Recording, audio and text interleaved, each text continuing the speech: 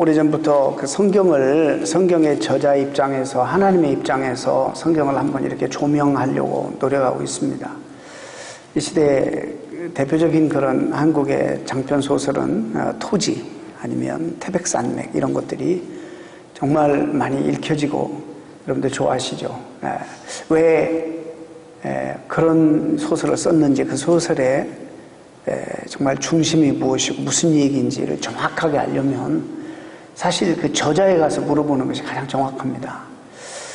마찬가지로 성경도, 성경이 왜 이런 말씀을 쓰셨고 기록하셨는가, 이런 거 우리가 정확하게 알려면 성경을 기록한 저자이신 우리 주님에게, 하나님에게 가서 묻는 것이 가장 참 바른 방법입니다. 그런데 우리가 성경을 너무 우리의 입장에서 내 삶에 무슨 보탬이 될까, 우리 입장에서만 성경을 보게 되니까 잘못하면 성경을 아전인수격으로 해석하게 되고 그렇게 보게 되는 그 룰을 범하게 됩니다. 그래서 저는 이제 꽤 오래전부터 하나님의 말씀을 그런 하나님의 시각으로, 하나님의 입장에서 저자의 심정으로 한번 성경을 다시 들여다보면서 요즘에는 이제 그 성경 전체적으로 흐르는 그 하나님이 주인공이시거든요. 그러니까 하나님의 나라라는 그런 엄청난 대서사극을 지금 하나님께서 펼치시는데, 하나님이 연출하시고 거기에 등장되는 인물들이 시대마다 다 있습니다. 이 시대는 우리가 하나님 앞에 부름받아서 쓰임받고 있습니다만은, 그런 것처럼 하나님 앞에서 우리가 성경을 이해할 때 하나님을 제쳐두고 우리가 인간 중심으로만 성경을 보게 되면 잘못하면 하나님이 이렇게 주시는 그런 귀한 메시지를 얼마든지 놓칠 수 있다는 사실을 여러분이 아셔야 됩니다. 그래서 오늘은 요셉 이야기를 좀 하려고 합니다. 하나님께서는 그 갈대아 우르에 잘 살고 있는 아브라함을 불러서 꿈으로 그를 이제 말씀을 주심으로 갈대아 우르를 떠나서 가나안 땅으로 이제 온 이야기가, 창세기의 아브라함 스토리가 전개됩니다. 그러고 난 다음에 하나님께서 이삭 이야기를 또 하시고, 또 야곱이 지난 주간에 우리가 말씀을 들었습니다만 20년 동안 가정을 떠나서 처음에는 자기 야망을 이루려고 그렇게 했었는데, 하나님의 그에게 주신 꿈과 비전의 의미를 점점 더 확연하게 깨닫게 된 다음에 하나님 앞에 그 인생이 쓰임받는 인생으로 그렇게 드리는 그런 장면을 지난 시간에 우리 살펴보았고, 이제 올해는 이제 요셉이 어릴 적에, 소년 시절에, 유년 시절에 하나님께 받은 이 꿈이 너무나도 독특해서 그 꿈을 그가 평생 가지고 살면서 이 꿈에 하나님이 주시는 그 의미와 뜻이 무엇인지를 적지 않은 기간 동안에 그가 좀 깨닫게 됩니다. 그걸 정확하게, 그러고 난 다음에 하나님 앞에 쓰임받는 그런 그 내용들이 오늘 우리가 함께 살펴볼 그런 내용입니다. 그 요셉의 스토리는 그 유년 시절에 그 아버지에게 특별히 편애를 받았다, 특별한 사랑을 받았다라는 그런 기사로 시작됩니다. 근데 거기에 그 이유를 성경은 정확하게 밝히지 않고 오직 그가 노년에 얻은 아들이라 특별히 그 아들에게 편애를 했다. 그래서 그가 다른 형제들하고 달리 그 당시에 궁궐에서만 입는 자색옷, 채색옷을 입고 평생 살았다. 그렇게 유년 시절이 그려지고 있습니다. 여러분, 이게 정말 성경에는 우리가 궁금한 이야기에 대한 전부 답을 주지 않습니다. 우리가 성경을, 어떤 분들은 성격적으로 성경을 읽다가 별로 중요하지 않는 것에 딱 걸려가지고 진도가 안 나가고 거기에 대한 쓸데없는 그런 에너지를 많이 낭비하는데, 여러분, 성경이 말하지 않는 것은 여러분 중요하지 않습니다. 그렇기 때문에 그냥 넘어가시면 되는 겁니다. 근데 성격적으로 그렇게 안 되는 분들이 있는 것 같아요. 이게 밝히지 않고 있습니다. 왜냐하면 이 스토리의 주인공은 요셉이 사실 아니라 하나님이라는 것입니다.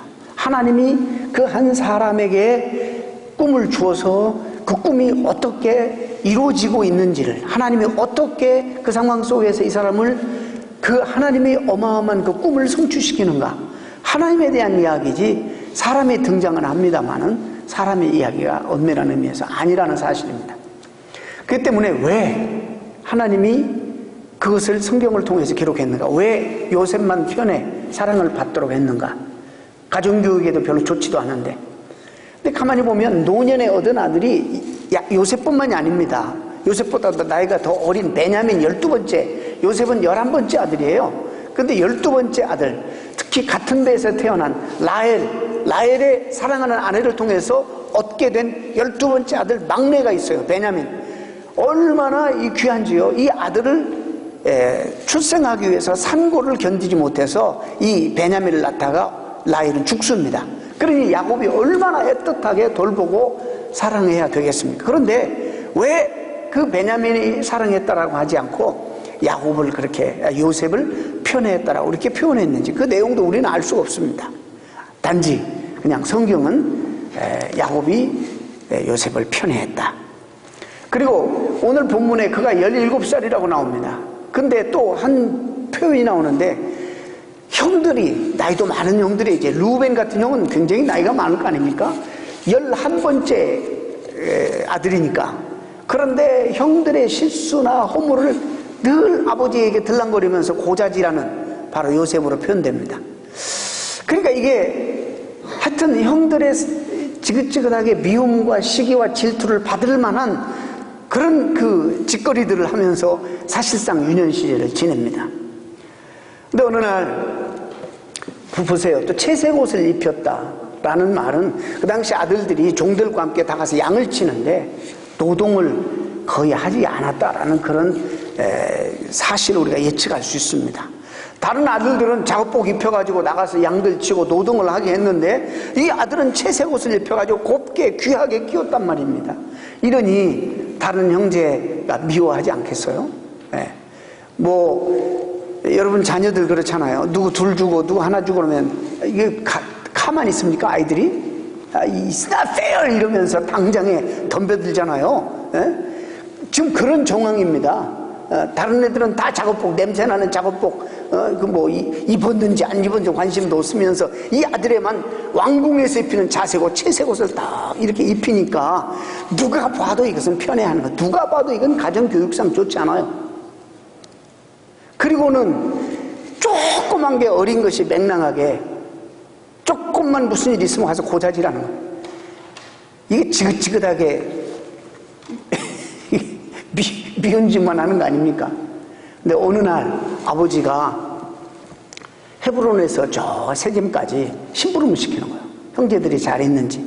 왜 또 심부름을 시키는지 모르겠어요. 그 심부름 갈 때도 또 자색 옷을 입고 가네. 채색 옷을 또 입고 가요. 작업복 하나 아무거나 걸치고 가는 게 아니라 심부름을 보냅니다. 그게 하루 이틀 거리가 아닌데 장거리입니다. 그래서 실컷 세겜에 갔는데 이미 도단으로 이동해 버렸어요. 이야, 이게 참 너무너무 안타까운 일이에요. 그래서 다시 물어 사람들에게 물어서 이제 찾아가서 형들을 만나는데, 형들이 요셉이 저기서 오는 것을 보고 꿈꾸는 자가 없는도다 그러면서 무슨 작당을 하냐면, 너무 미우니까 그냥 보통 얄미운 게 아니에요. 그냥 와서 군밤 하나 이렇게 줄 정도 얄미운 게 아니니까 이 형들도 못된 게 그 동생을, 형편없이 나이도 어린 동생을 어떻게 죽이려고 생각해요. 죽이려고 모의를 해요. 얼마나 미우면 그러겠어요. 그런데 그 가장 큰 형이 그래도 루벤이 가만히 봐도 아유 정말 동생도 한참 동생이잖아요. 이 형이 그래도 좀 나아요. 뭐라 하냐면, 야 건드리지 말고 피 흘리지 말고 그래 좀 괘씸하게. 형도 우리 생각에다가 이게 너무 얄밉게 구는 거야. 아버지 사랑만 뒷배를 가지고 너무 얄밉게 구니까 좀 혼내주기만 하고 절대 피 흘리지 말아라. 이러고는 루벤은 그 자리를 떠나버려. 어디 갔는지. 그래서 이제 마른 우물에다가 옷을 벗기고 보기 싫은 채색 옷을 싹 벗겨버리고 그냥 마른 우물에다가 요셉을 좀 쳐넣었어요. 골탕을 좀 먹이려고. 이 루벤은 오늘 본문의 정황으로 보면 좀 어디 갔다가 와가지고 그냥 꺼내주려고 그랬어요. 그런데 그 상황 속에서 길르앗에서 온 이스마엘 상인이 지나가는 거예요. 이게 참 기가 막히지 않습니까? 타이밍이. 그래서 나는 이 모든 배후에 하나님이 계시다는 거예요. 하나님이. 지나가면서 그리고 유다가 거기서 딱 들어가지고 그러는 거예요. 야, 우리가 죽이면 뭐하냐? 내 혈육이 아니냐? 동생이고. 야, 팔아버리자. 이러니까 형제들이 또 동의를 하는 거예요. 이 콩가루 집안입니다. 콩가루 집안. 그래가지고 이 요셉을 은 20냥에 주고 애국으로 팔아버려요. 루벤이 돌아와 보니까 없어. 이 동생이 없었어. 루벤이 오늘 본문에 보니까 얼마나 괴로운지 옷을 찢고 내가 어디로 갈까 이제. 형이 책임감이 있어서 자기는 그런 걸 볼 때 살려주려고 해서 조금 혼만 내고 겁만 주고 앞으로 그러지 마 이 조그만 거 사. 이 조그만 게 아무 세상 모르고 그냥 까불어. 이러고 혼만 내주고 그만 구해주려고 했는데 이미 동생들이 일을 저질러가지고. 인생이라는 게요 꼭 원하는 대로 풀리지 않습니다. 이런 거 보면 너무 사건이 스토리가 아주 참 희한한 대로 이렇게 흘러가는 것을 보게 됩니다.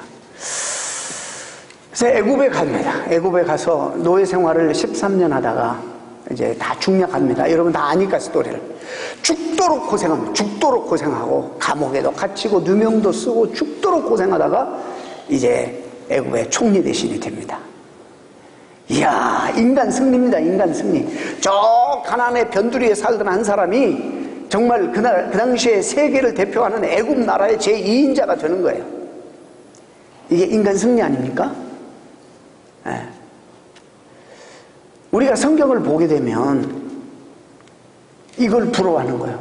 나 어릴 때는 어쩔 수 없어요. 어릴 때는 성경 스토리를 참 좋아했어요. 요셉 스토리도 요셉처럼 나도 꿈을 가지고 요셉처럼 정말 이렇게 성공해야 되겠다. 사실 이 이야기는 한 사람의 성공 스토리가 아닙니다. 제가 하나님의 비전 이야기를 하는 거예요. 한 사람의 지금 성공 스토리를 그런 미담을 여기다가 기록한 것이 아니라 하나님이 아브라함과 이삭과 야곱을 통해서 이 야곱에게 요셉에게까지 흐르는 하나님의 언약과 약속과 이 비전이 이를 통해서 이루어져야 되는데 만약에 요셉이 애굽의 총리 대신 되어서 국무총리가 된 것으로 거기서 스토리가 끝난다면 여러분 이 하나님의 비전은 거기서 끝나는 거예요. 아닙니다. 어쩌면 요셉이 총리 대신이 되고 인생에 성공하고 난 다음부터 사실 하나님의 나라의 비전, 그에게 주시는 언약이 큰 위기를 맞이합니다. 이제 됐다. 고생 끝에 낙이 왔다. 그렇게 참고 잘 신실하게 고생했더니 하나님이 결국에 어릴 때 주었던 꿈을 나에게 이루고 한 나라의 좀 세계적인 나라의 제2인자가 되고 나에게 부와 권력과 그리고 명예를 주셨구나. 와, 정말 하나님 위대하시다. 여기서 끝나버렸으면은 그 사람 하나님 앞에 쓰임받은 게 아닙니다. 사실 성경은 그가 총리 되신 데고 그가 성공하고 그가 부와 권력과 명예를 누린 것은 하나의 과정이고 하나의 과정이라고 이야기하지 그 사람 부르신 목적이 그에게 하나님의 비전과 꿈을 주신 목적이 아니라고 성경이 얘기하는 거예요. 요셉도 거기서 그냥 모든 것을 잃어버릴 뻔했어요. 사실 그래서 요셉이 그 뒤에 보면요 이런 표현이 나옵니다.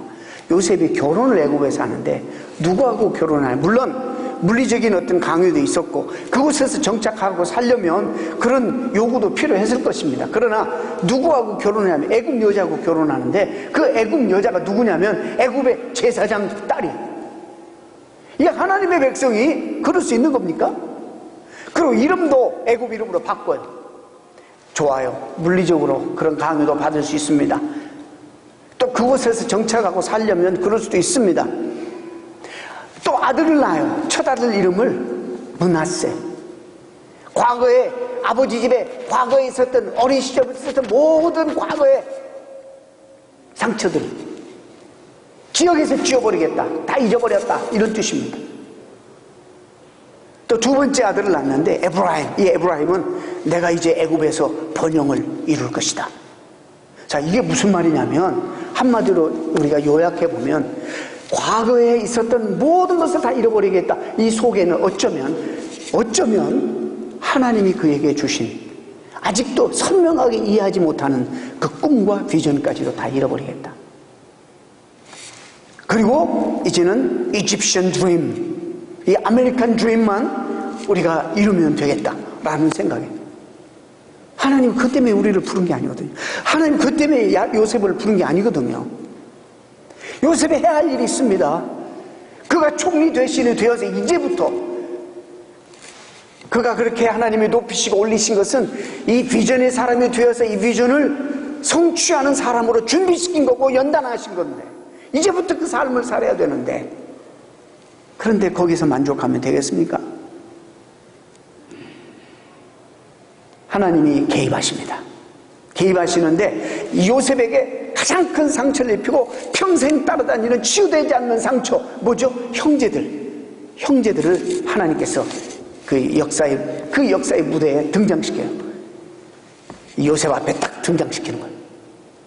창세기에 보면 그 형제들이 와서 요셉 앞에 무릎을 꿇었을 때에 어릴 때 하나님 주셨던 꿈, 내가 형제들 가운데 으뜸이 되리라. 형제들이 너를 섬기게 되리라. 이게 무슨 말씀인지 깊은 새로운 묵상이 그에게 시작됩니다. 이게 무슨 의미인가? 그렇게 해서 하나님이 뭐 하시겠다는 거냐? 그렇게 나를 으뜸되게 하시고 높이셔서 뭐 하시겠다는 건가? 라는 고민에 빠집니다.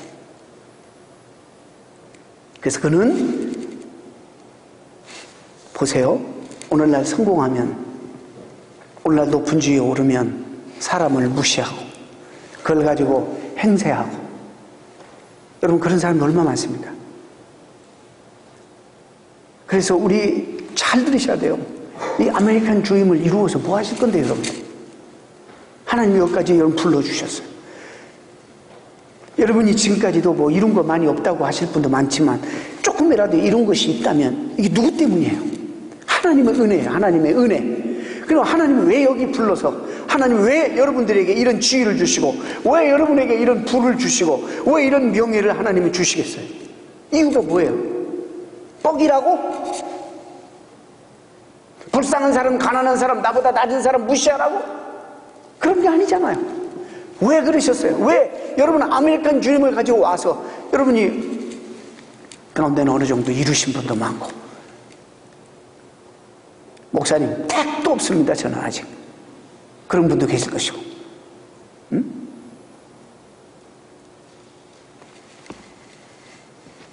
거기에서 인생의 성공에서 멎어버리면 그건 야망이지. 그러니까 하나님 주신 비전은 아닙니다.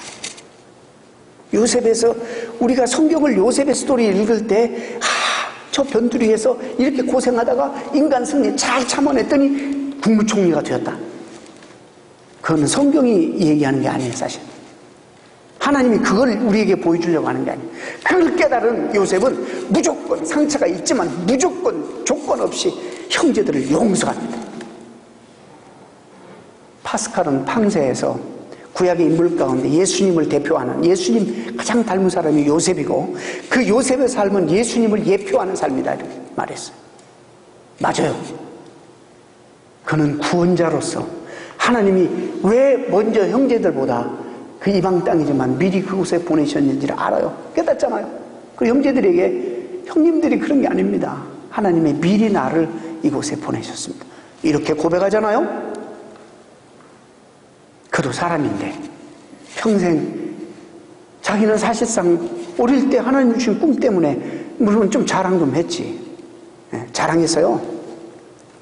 아마 그래서 그것 때문에 야곱도 아버지도 마음에 담아두었다고 그랬으니까 더 사랑했는지도 모르고 이 녀석을 통해서 이루실 하나님의 계획과 꿈을 아시는 야곱이. 그런데 엄밀한 의미에서 하나님이 주시는 비전은 갈등을 초래하지 않아야 돼요. 근데 아직 갈등을 초래하고 자꾸 고자질하고 막 그 자랑하고 형님들, 아버지, 어머니 나한테 다 절해야 될 거야 뭐 이런 얘기나 하고 이러니까 이게 맹랑하다고 봐야 될까, 철없다고 봐야 될까, 이걸 어떻게 한심하다고 봐야 될까. 그래서 갈등을 초래하잖아요. 집안에. 그래 급기야는 죽이려고까지 하다가 애굽으로 종으로 팔아버리는 이런 신세가 사실 콩가루 집안입니다. 여러분 다 알죠? 루벤이 무슨 짓거리를 하고 그 형제들이.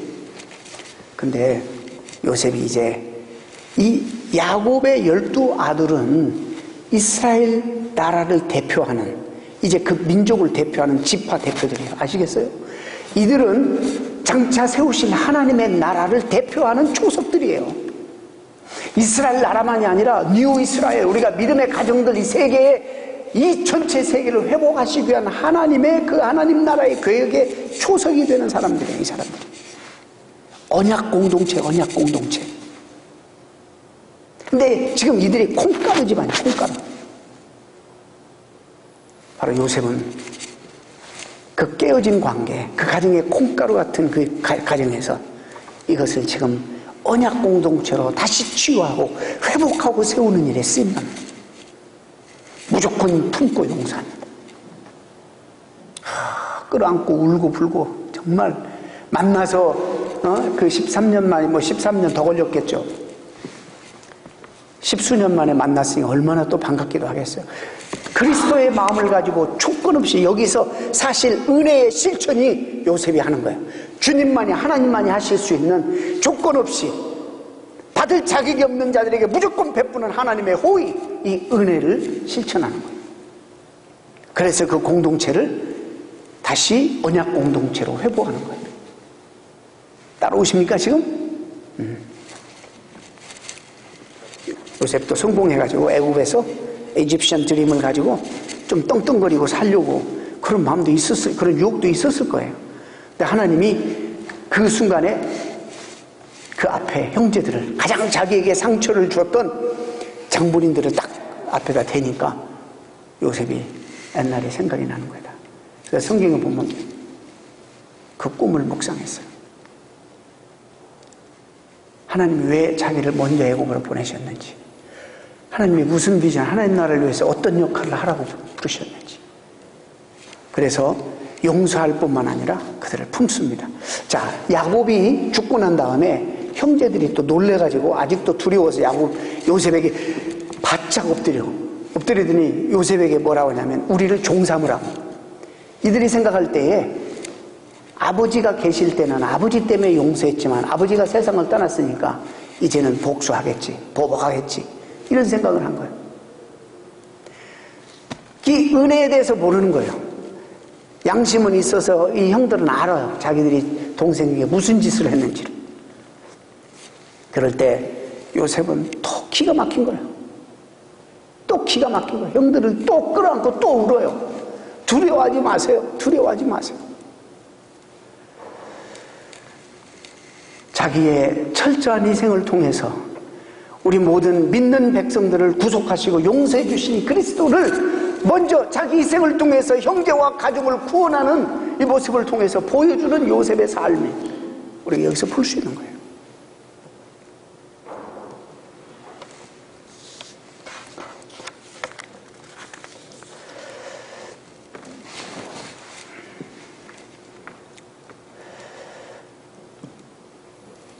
창세기 42장 9절에 요셉이 그들에게 대하여 꾼 꿈을 생각하고, 저는 이 단어가 야곱이 우리가 어떤 어릴 때부터 가졌던 꿈과 비전이 첫 번째부터 그렇게 선명하고 아주 뚜렷하게 드러나서 그렇게 사는 것은 힘들구나라는 거예요. 적어도 여러분이 신앙생활 하면서 신앙의 수준이 다 다르기 때문에 어느 분들은 아무리 하나님 이야기해도 나한테 와닿지 않고 내 삶에 도움이 안 되면 별로 이렇게 무가치하게 생각하는 분들이 있어요. 이거 어쩔 수 없습니다. 신앙이 없으면. 우리 어린아이들이 성장 과정을 보면 마찬가지예요. 아주 자기 이기적이에요. 자기에게 의미가 있어야 모든 게 의미가 있지, 자기에게 의미가 없으면 아무리 질리고 뭐고 천하 없어도 의미가 없는 거예요. 어릴 때는 그렇다 치더라도 우리가 이제 성장해야 되잖아요. 성숙해야 되잖아요. 바른 길로 성숙해야 되잖아요. 그러면 언제까지 우리는 이기적으로 내가 원하는 것만 하나님 앞에 요구하고, 하나님도 언제든지 이용 대상이 되고 나에게 내 꿈과 야망을 이루기 위해서 어쩔 수 없어요. 처음에는 제가 그걸 부인하는 거 아니에요. 그러나 여러분, 남미교회 성도들은 좀 성숙한 그리스도인이 좀 되었으면 좋겠어요.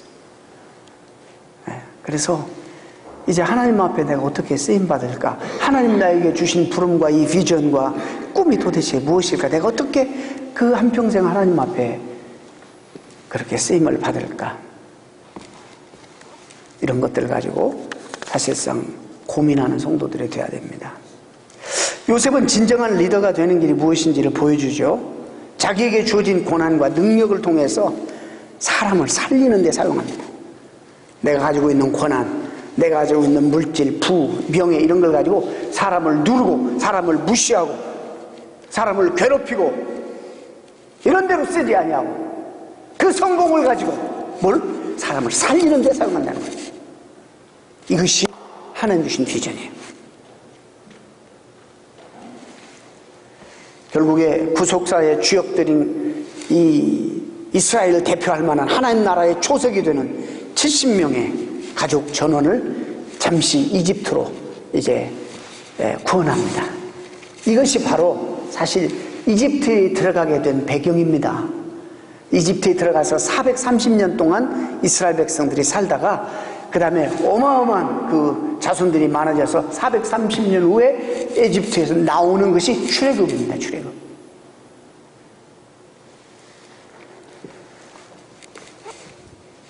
아브라함의 경우처럼 요셉의 꿈도 오랜 연단을 통해서 현실이 됩니다. 시간과 공간을 만드신 하나님께서 시간과 때를 정하시고 적당한 시간에 적당한 장소에서 하나님 사람을 들어서 역사하십니다.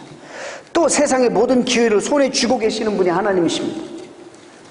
사람을 세우기도 하시고 패하기도 하시는 분이 하나님이십니다. 하나님의 비전은 어떤 공중에 이 세상과 상관없는 공중에 낙원을 만드는 그런 일이 아닙니다. 우리가 살아가는 이 험한 세상 한복판에 하나님의 역사를 이루어가는 것이 하나님의 비전입니다. 우리는 다시 결론적으로 하나님의 비전은 좌초되는 일은 결단코 없습니다. 이 말은 하나님이 우리에게 주신 이 꿈은 내 인생을 통해서 하나님은 실수하시는 적이 없고 실수하실 수가 없는 분입니다. CCM에 이런 게 있어요. 아주 먼 옛날 하늘에서는 당신을 향한 계획이 있었죠. 찬송 아십니까? 아주 먼 옛날에 여러분 각자에게 여러분이 지금 선명하게 보지 못한다 할지라도 여러분 각자에게 향하신 하나님의 꿈과 비전이 있다는 것입니다. 그 꿈은 절대로 좌초될 수 없는 것입니다. 물론 우리가 어떻게 순종하고 어떻게 하나님 앞에 순종하며 사느냐에 따라서 얼마나 영향력 있게 하나님 앞에 쓰임받느냐 그러지 못하느냐가 달려있지 여러분 각자에게 하나님 주신 꿈과 비전이 있다는 것입니다. 여러분 인생에 여러분이 주인공이 아닙니다. 사실 하나님이 여러분을 자기 목숨처럼 사랑하시지만은 여러분 한 사람 한 사람을 정말 시적인 존재로 masterpiece of God 포이에마 여러분을 걸작품으로 창조해서 이 땅에 내셔서 하나님이 여러분 보실 때 기쁨을 이기지 못하시고 그러는 주님이시지만은 그러나 그럼에도 불구하고 내 인생이 소중한 건 분명합니다만은 우주적인 내 인생이지만은 그런 내 인생에도 주인은 하나님이십니다. 그 주인이 나를 통해서 하나님 뜻을 이루실 것입니다. 이걸 우리가 깨닫고 살아가는 것이 신앙입니다. 왜 나를 부르셨을까? 왜 나를 미국에 보내셨을까? 왜 나로 하여금 아메리칸 드림을 가지고 열심히 성실하게 살게 하셨을까? 왜 나로 하여금 이런 지위에 이런 위치에 이런 부와 이런 명예와 권력을 가지게 하셨을까? 이걸 한번 생각해 봐야 됩니다. 그것을 하나님이 주신 것이 무엇이든지 내가 얻은 것이 있다면 성취한 것이 있다면 이룬 것이 있다면 이 모든 것은 다른 사람을 살리는데 사람을 복되게 하는데 사람을 유익되게 하는데 축복하는데 사용해야 된다는 것입니다. 이것이 하나님께서 우리를 부르신 이유고 우리에게 주신 은혜입니다. 여러분 모두에게 이런 놀라운 그런 하나님의 비전이 선명하게 여러분 생애 가운데 나타나고 또 깨달아서 여러분이 있는 이 여러분의 삶이 매력이 되어서 여러분 때문에 주변이 살기 좋은 세상이 되고 여러분 만나는 모든 사람들이 정말 사람들이 치유가 되고 여러분의 매력 때문에 사람들이 정말 가까이 하고 기대고 싶고 그래도 세상은 힘들고 어려워도 살만한 세상이라고 말하는 그런 변화가 여러분 때문에 있기를 축원합니다. 축원합니다. 네, 기도하겠습니다. 하나님